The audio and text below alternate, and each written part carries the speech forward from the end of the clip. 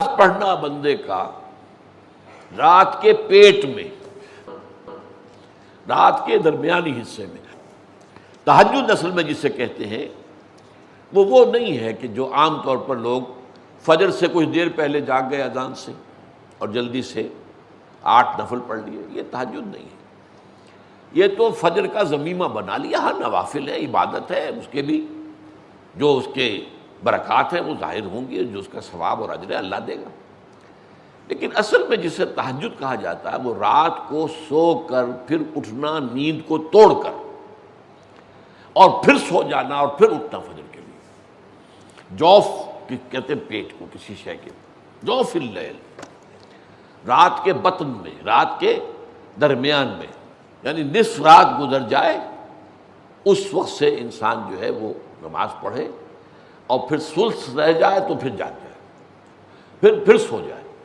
اور پھر اس کے بعد اٹھے فجر کے لیے اور سنتیں پڑھے اور آئے مسجد کے اندر۔ تو یہاں آپ نے فرمایا وَصَلَاةُ الرَّجُلِ فِي جَوْفِ اللَّيْلِ،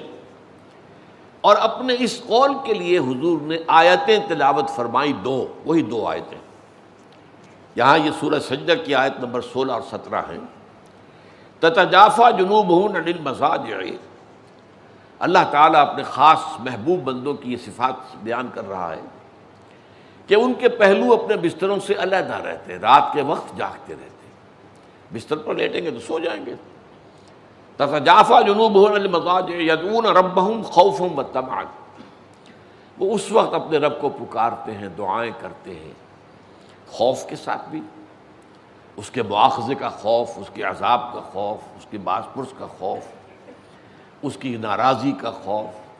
جہنم کا خوف، وطمعاً، اور طمع کس کی؟ اللہ راضی ہو جائے، اللہ کے اجر و ثواب کی بھی طمع ہو، لیکن سب سے بڑی طمع کیا ہے؟ اللہ مجھ سے راضی ہو جائے۔ اس لیے سب سے اونچا مقام یہی ہے، رضی اللہ عنہم ورضوا عنہ،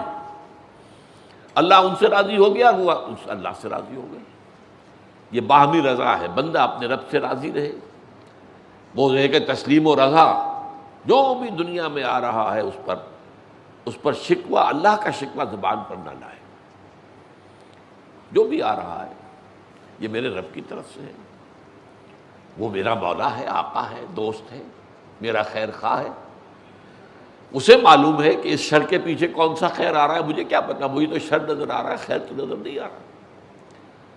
اس لیے فرمایا گیا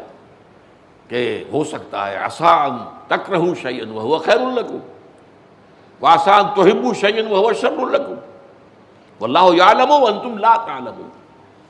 ہو سکتا ہے تمہیں کوئی چیز بری لگے حالانکہ اسی میں تمہارا خیر ہو،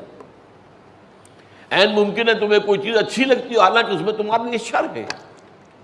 اللہ جانتا ہے تم نہیں جانتے۔ اس کیفیت کے اندر دنیا کی زندگی گزارے، اللہ تعالیٰ آخرت میں اسے راضی کر دے گا، اللہ اس سے راضی ہو جائے گا۔